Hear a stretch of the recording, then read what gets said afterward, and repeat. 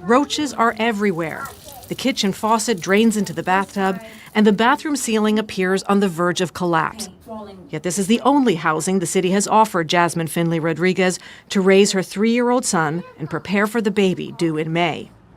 I'm concerned because I'm not going to have my own space to live in at the moment. Finley-Rodriguez says her mother left when she was an infant. Her father was her primary caregiver. But when she was 14, she says a fight with him sent her to the emergency room. I had a chunk of my hair pulled out, and I had a bloody nose when I went to the hospital. That day, she was placed in the city's custody, and ACS, the city's Administration for Children's Services, was tasked with keeping her safe. When she left the hospital, the agency sent her to a group home. It was scary being in a room with a bunch of females I don't know what they're capable of doing.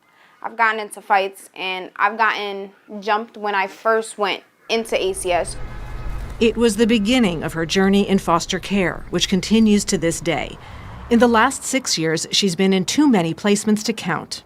About 15 to 20 placements due to the fact that I was AWOL so much, and I ran away from every placement because it didn't make me feel comfortable. And where would you go when you would run away? I didn't have a place really to go. I would sleep on the train because the train made me feel more comfortable than any of the placements that they would put me in. Now at 20, she's still in the city's custody, but also has a child of her own to care for.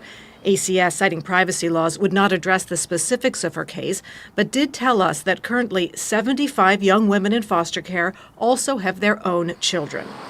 Last year, ACS placed her in her first home, this NYC apartment in Queens. It's riddled with problems, but it's all she has been offered.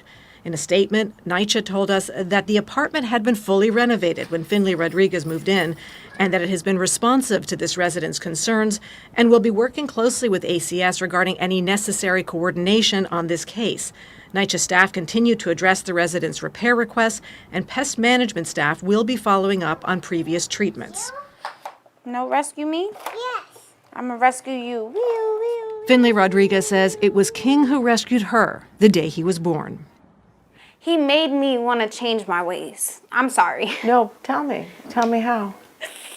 It impacted me so much because that was really my savior. That was someone who was supposed to help me feel more stable. But stability remains elusive. When King was 6 months old, ACS removed him from her care.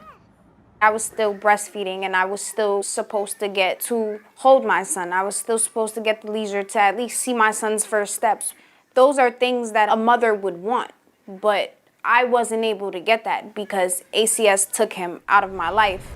She and her lawyer say ACS sent King into foster care because she had left the jurisdiction, a violation of rules she must follow as someone still in the agency's custody.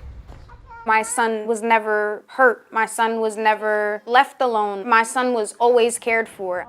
King spent 2.5 years in foster care and was only reunited to live full-time with Finley-Rodriguez in February. I had to gain my son's trust because he didn't know me as mommy. He didn't know who I was at all. Because of the condition of the apartment, a judge has ordered ACS to place them temporarily in a hotel, while her lawyer fights for a safer, more permanent place. He says the responsibility lies squarely with the heads of the City Housing Authority and of ACS.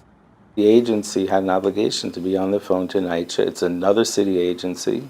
Jess Stanhauser could have called the head of NYC and said, we have a situation here. One of our kids is in an apartment that's not appropriate. ACS says no city youth is discharged from foster care to homelessness, and that youth in city care can remain past their 21st birthday if they haven't found permanent housing. Helping her get to a stable place is really what we want because she's an extremely intelligent woman. She's gained a lot of insights into herself over the last few years. She has a real promising future if she's not brought down by poverty and those kind of issues. My family was in my life 10 times more when my son was first born. When they found out that my son got taken from me, I lost so many family members because nobody believed in me. Everybody thought I was a failure when my son got taken from me. And the real reason why my son got taken from me was not my fault, nor was it because of me. And when my family looked at me as if it was my fault, it tore me down 10 times more. For now, Finley-Rodriguez is still fighting for safety, for stability, and for the chance to raise her children in a home that feels like one. Annika Pergament, New York 1. Thank you for watching our YouTube channel. Let Spectrum News be your resource for balanced, in-depth political coverage, and click the subscribe button right here.